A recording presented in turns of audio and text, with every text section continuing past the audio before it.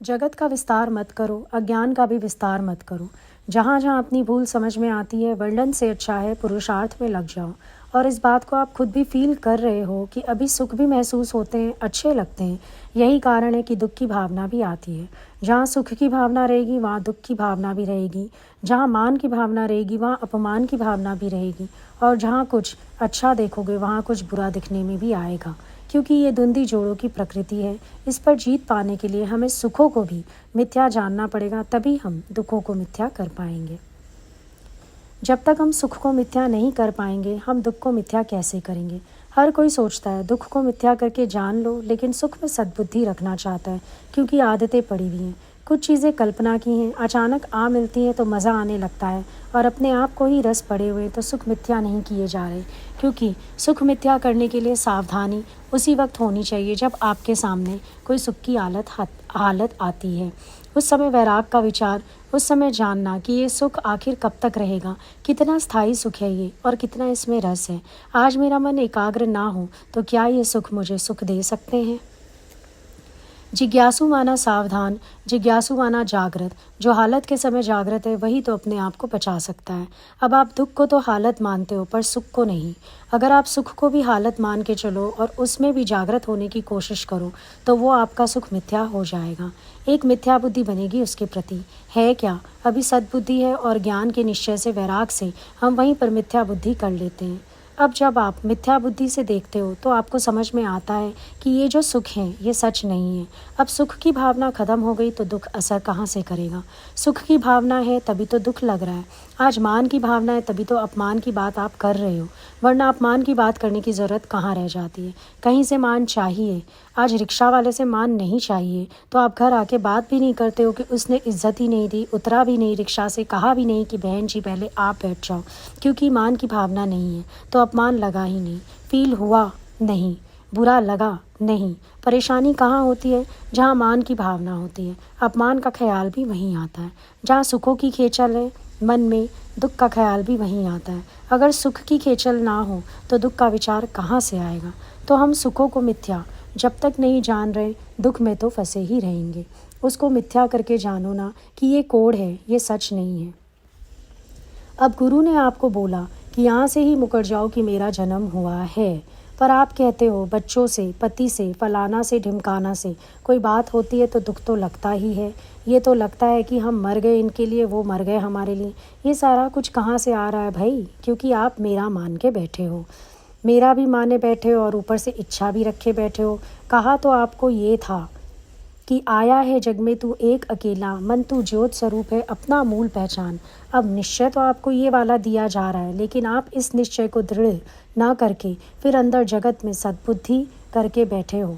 बार बार आपको लग रहा है कि ये मेरे हैं, ये मेरे हैं, ये मेरे हैं, जिनको तुम मेरा मान रहे हो और अपने अधिकार उन पे रखना चाहते हो। फिर अधिकार भावना के कारण उनसे उलझते भी हो, क्योंकि धिक्कार मिलता है। धिक्कार की फीलिंग भी कहाँ पर है? जहाँ पर अधिकार की भावना रखते हैं हम।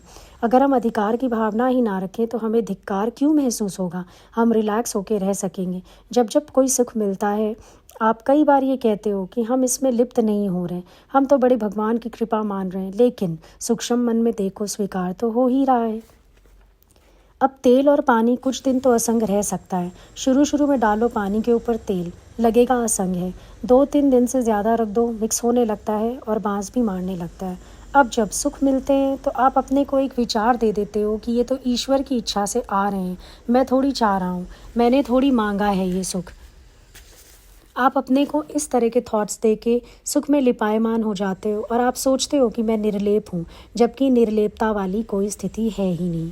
जहाँ आपको थोड़ा भी अच्छा लगने लगता है, जहाँ आपका मन रूप बनाने लगे, इसका मतलब है कि आपको कहीं ना कहीं अच्छा लग रहा है, स्वीकार हो रहा है। और सुख एक ऐसी चीज़ है कि जब ये हमको मिलने लगता है, अच्छा लगता है, तो धीरे धीरे चिंतन के कारण सुख की आसक्ति भी हमारे अंदर पैदा हो जाती है। अब भंवरा है, वो रस पीने गया। हालांकि उसके अंदर इतनी पावर है कि वो लकड़ी चीर सकता है, लेकिन गुलाब की कोमल पंखुड़ियाँ क्यों नहीं चीर पाया? क्योंकि वो रस पीने में इतना आसक्त हो गया कि वो खो गया उसके अंदर। अब जब सुबह होगा फूल खिलेगा तो उसकी डेड बॉडी मिलेगी अंदर। यही हालत इंसान की होती है। ऐसा नहीं सुख बांध रहे हैं, सुखों की आसक्ति, सुखों का चिंतन, ये आपको बांधता है। अंदर वाला फिर और प्लानिंग करता रहता है कि इस सुख को कैसे पाऊँ, कैसे पाऊँ और कैसे पाऊँ, उसके पीछे भागने लगता है। जब अपने सुख के कारण दौड़ लगाता है, फिर कहीं ना कहीं निंदा भी मिलती है, कोई बुराई भी दे देता है, कोई ना कोई उसके अकॉर्डिंग नहीं भी चलता है, फिर चिढ़ हो जाती है, गुस्सा आ जाता है और बुरा लगने लगता है। क्यों लगा बुरा? क्योंकि उसके सुख में विघन आ गया। एक सुख इसमें भी आता है कि सबको खुश करने की इच्छा होती है, सब खुश हैं, एक ना खुश है तुमसे, तो उसमें भी तुम्हें उलझन आती है। कभी देखो बैठ के, मन ने सुख के आधार कितने सारे बना रखे हैं, कभी कहाँ सुख ढूंढता है, कभी कहाँ सुख ढूंढता है। सारा दिन अंदर खेचल चल रही है। क्यों चल रही है खेचल? क्योंकि सुख की भावना है, सुख की इच्छा है, हर एक को अपने अकॉर्डिंग चलाने का ख्याल है अंदर। पर अगर हम ये ख्याल छोड़ दें, हम भी मस्त होना सीख जाएंगे, हम भी आनंद में रहना सीख सकते हैं। समझो 4 दिन गुरु के पास आते हो, अब सारा जगत भूला हुआ है तो आनंद फील कर लेते हो, फिर कहते हो ज्यों घर में जाओ ना, फिर वही टेंशन, फिर वही बातें, फिर उनकी शक्लें देखो, फिर वही उलझन। तो उनकी शक्लों में उलझन थोड़ी है, उलझन तुम्हारे अपने विचारों में है। 4 दिन तुम उनको भूले हुए थे, उनसे कोई इच्छा नहीं थी, तो तुम सुखी थे। अब बल्कि तुमको सीखना ये चाहिए कि इसका मतलब सुख तो मेरे पास है, मेरे भीतर है, कि जब मैं 4 दिन इन सब हालतों से परे था तो भी मैं अपने सुख में था, तो अब मैं दुख में क्यों कन्वर्ट होता जा रहा हूँ? इसका मतलब मैंने सुख की इच्छा रख ली इन लोगों से। अब मैं वहाँ पर भी अगर न्यारा होके रह जाऊँ तो मैं भी अभी सुखी हो सकता हूँ। होने दो जो हो रहा है, नफ़ा नुकसान सबका अपना। लेकिन उस समय हम थोड़ी देर के लिए अटैच हो जाते हैं उन हालतों से, इंटीमेट हो जाते हैं और एक संबंध बना लेते हैं, और फिर हमें झटके आते रहते हैं। सुखों के भी झटके आते हैं, दुखों के भी झटके आते हैं। मन अंदर अंदर उलझता भी है, सुलझता भी है, हंसता भी है, रोता भी है, बड़ी सारी चीज़ें पैदा कर लेता है वो अंदर। लेकिन अगर मुझे सुख आसक्ति ना हो तो मैं समभाव में भी रह सकता हूँ। ब्रह्मज्ञानी का आदर्श देखो, उसे कोई हालतों से फ़र्क ही नहीं पड़ता, हर बात को वो ईश्वर का हुक्म मानकर बैठा है। मिले तो ठीक, ना मिले तो भी ठीक। तो ये जो हमारे ख्यालों वाली खेचल है, दुख में तो ज़्यादा हमें ये डालती हैं। परमात्मा ने ना सुख भेजा है ना दुख, सुख का ख्वाब आपने बुना, दुखी आप अपने विचार से हुए। छोटा बच्चा होता है, वो सुसु कर देता है और चलते चलते उसी में फिसल जाता है।